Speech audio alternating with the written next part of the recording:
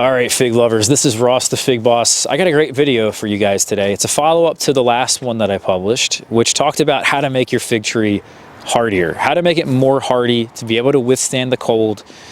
And if your tree can withstand the cold and you're able to actually prune it correctly, well, then your tree is going to actually produce more fruit.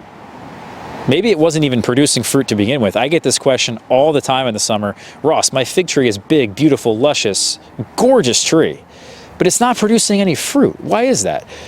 Well, it's probably taking too much winter damage or it's pruned improperly. So your tree is going to produce fruit now if you do the steps that I'm mentioning in the last video and also in this video. It's also going to produce fruit at an earlier date. I think the fruit's at a higher quality. And so there's really a huge amount of benefits in addition to your tree lignifying properly. The branches have to harden like you have oaks, maples, maybe your cherry tree here that I have, apples, pears, stone fruits, whatever it is you're growing, these trees naturally lignify on their own. In fact, the fig tree does it too. As long as the leaves are on the tree, they'll continue to harden their branches and ripen that wood. But if the wood is not ripened properly, it can never reach its genetic potential. If the genetics of a fig tree, and every variety has a different genetic code, just like us as humans, your genes are different than mine, they have a hardiness rating within them that says, well, this tree can withstand this temperature, and that's the absolute low without taking any damage. But even if you had the hardiest fig tree available, let's say hardy Chicago. I've seen people have hardy Chicago trees in Louisiana, even my own trees here in the Philadelphia area, much warmer places than and their trees are taking damage at only 20 degrees Fahrenheit. But I thought, and that's what people are probably thinking, I thought fig trees can withstand 0 or 5 degrees Fahrenheit. Aren't they hardy to zone 7? Assuming their branches are lignified. So that's what we covered in the last video. Let me just take you guys around really quickly. I want to show you some of these trees and show you their lignification, and then we're going to look at the damage really closely on this. This is an LSU purple, very young tree.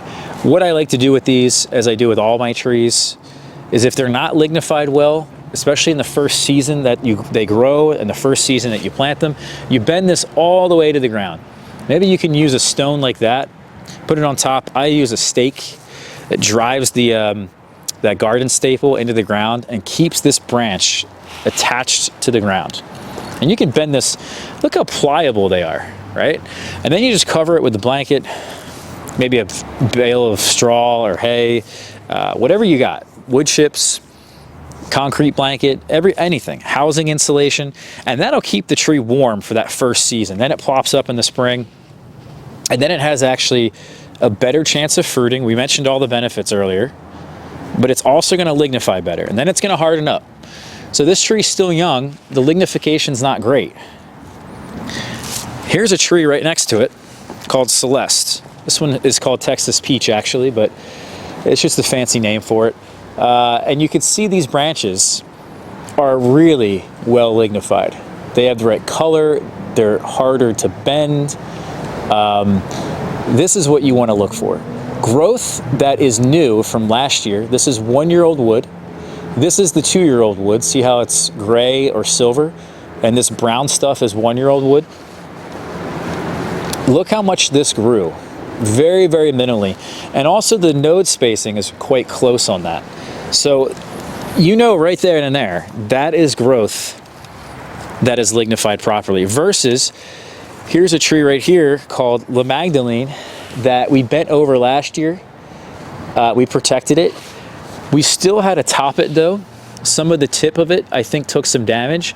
And as a result, it has grown somewhat vigorously last season. And so this is the 1-year-old wood.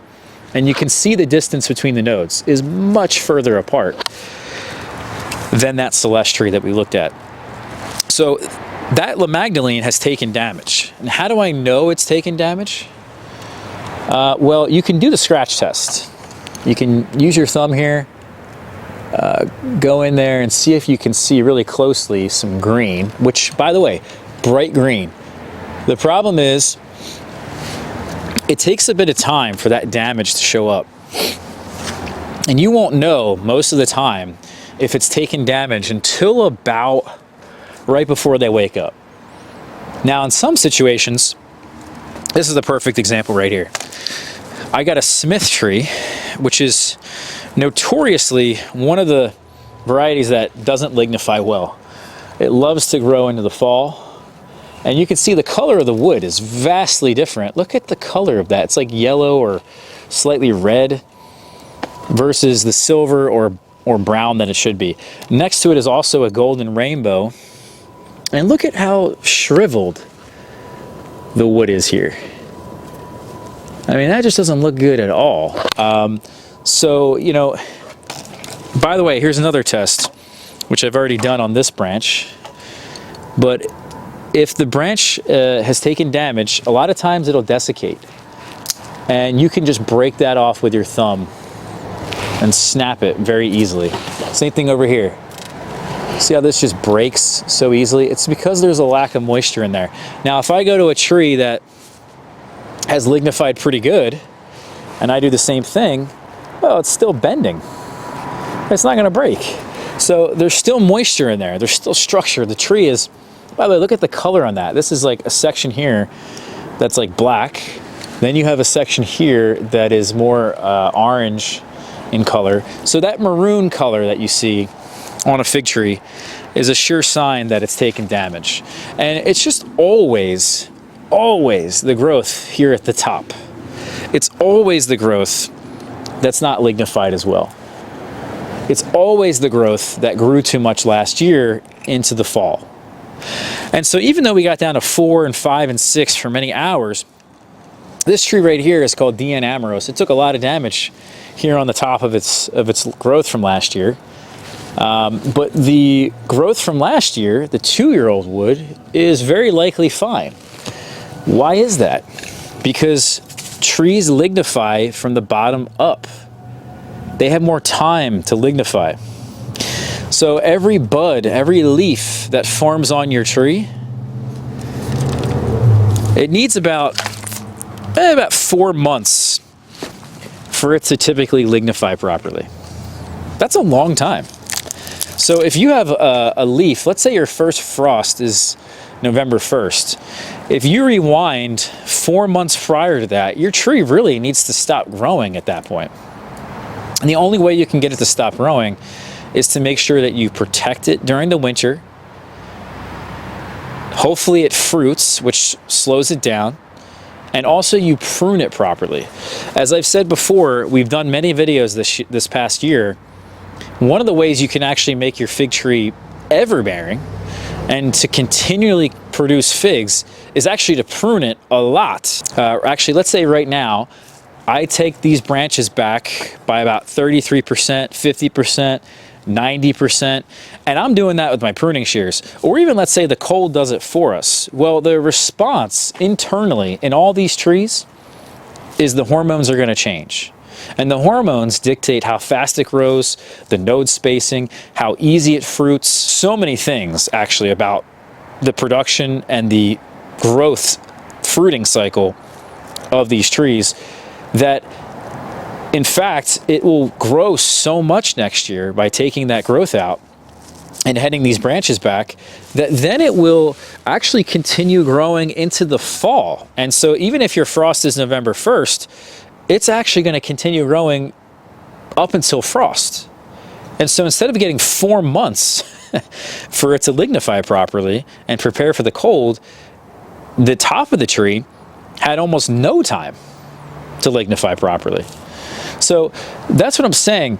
The bottoms of these trees, now that I've been able to protect them for multiple seasons, most of these trees now, this will be the 3rd season that they've been able to go through the winter time with some sort of protection. Now, this year, as I said, a lot of the trees, you can see the growth from last year took some damage.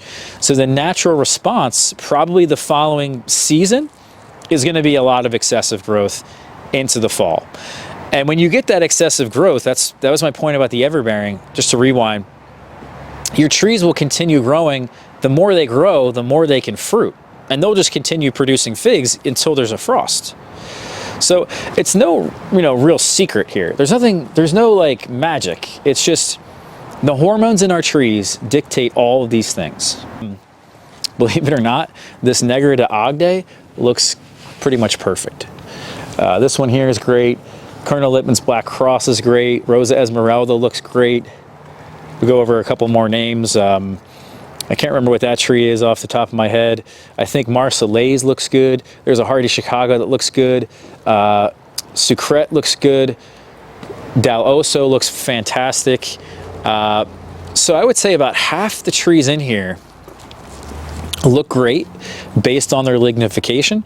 The other trees in here don't. They've taken a lot of damage. And now, realistically, I have the Smith tree back here that we looked at probably only has a 3% chance of fruiting next season. That's it, 3%. That's what I'm giving it.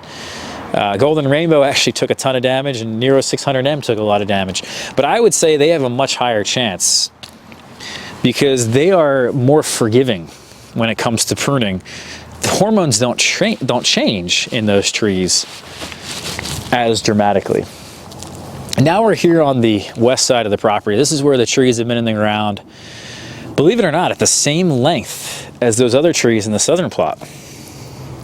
But I have not been able to protect those like I have these through just, various things that we've tried over the years.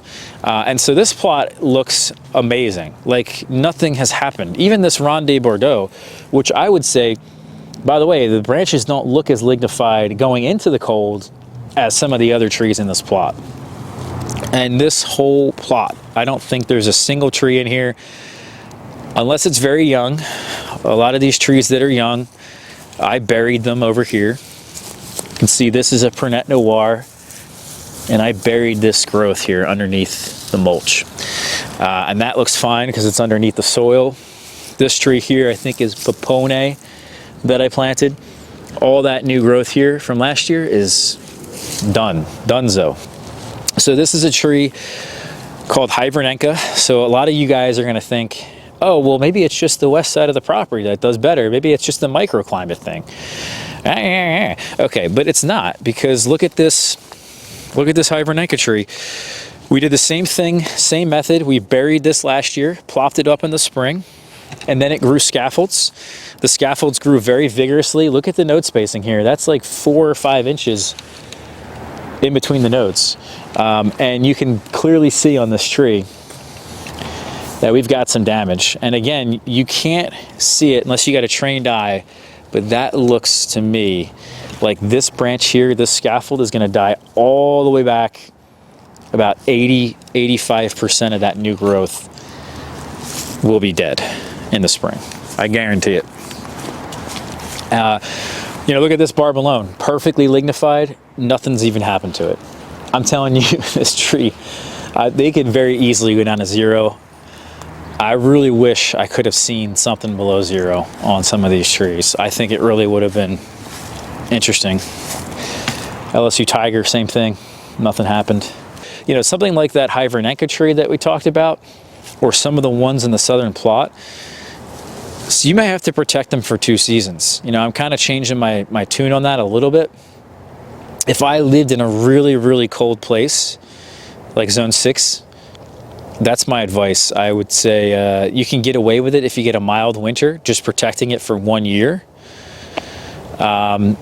I would say maybe if you had 2 mild winters in a row, maybe you don't have to protect it at all, and it could be good going forward forever, but that's really unlikely, especially in a zone 6. So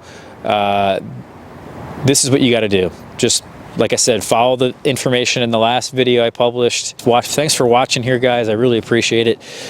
Hit the like button.